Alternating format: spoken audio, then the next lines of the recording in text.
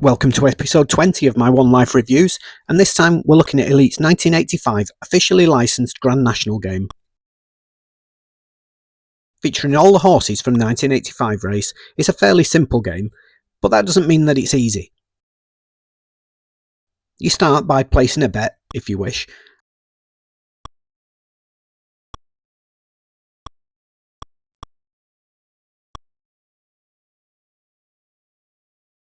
and then choose your horse from a limited selection. We then move to an overhead race. And that's it. They're under orders and they're away. Tapping the whip key increases your speed.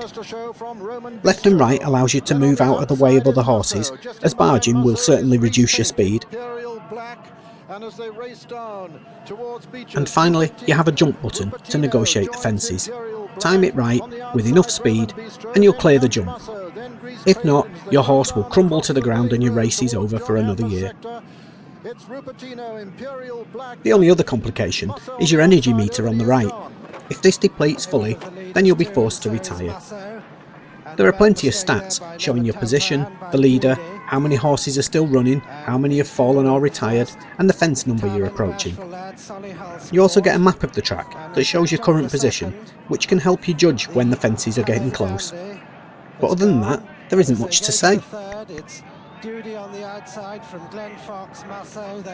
The National was a really big thing in the 80s. Probably a lot more than it is now, and I vividly remember my dad noting down everyone's picks and heading off to the bookies to place everyone's bet. We always got 20p to bet on the National, so would normally be a 10p each way on a horse with odds of at least 50 to 1. The 1985 race will always stick in my mind, as I remember that my dad had backed one of the favourites, West Tip. I'm not sure who I'd picked, but at one point West Tip was leading and my horse was third or fourth, and I can vividly recall shouting at the TV screen, "Ball West Tip!" which duly happened, followed by a glare from my dad that I can still feel, and a screwed up betting slip launched across the room. I'm sure he didn't actually blame me for West Tip falling, but I think he had quite a bit more than my 10p each way on it, and I've felt guilty about it ever since. West Tip would go on to win the National in 86, but scarred by the 85 race, my dad didn't back it. Zol's dad. And that's pretty much all there is to say about Grand National from Elite. It's a fun game in short bursts, but could have been improved by covering more of the jump season leading up to the big race as a finale, or maybe adding a little management or training. But I still have fond memories of the game, and will load it up every now and again and try and actually finish the race, which definitely doesn't happen very often.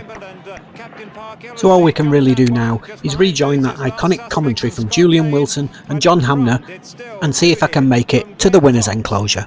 Corbière, Roman Bistro, Imperial Black as we rejoin John Hamner. And still the leader is Duty from Glen Fox, then Roman Bistro, Imperial Black, Corbière going easily on the inside, then comes Rupertino, Grease Paint going smoothly, then Captain Parkhill, and going to the 12th fence, it's Duty in the lead from Glen Fox, Imperial Black, then Roman Bistro and Corbière and Rupertino.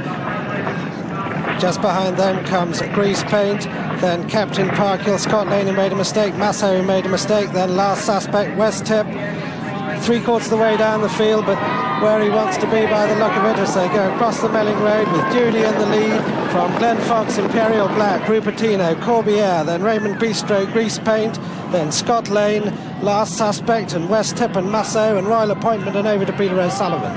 Yes, it's Duty and Tony Mullins having his first ride in the National. Well clear at the moment as he comes down towards the next. Duty clear of Imperial Black and Rupertino. Then Corbière on the inside, Glen Fox on the outer, Roman Bistro is next, and behind them come Grease Paint and then Scott Lane.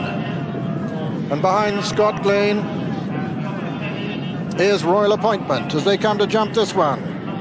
Duty lands in the lead from Imperial Black and Rupertino and Glen Fox. Another plain one before the chair. Duty in the lead. Rupertino, Imperial Black, Glen Fox and Corbière. Then comes Grease Paint, and just in behind them, West Tip.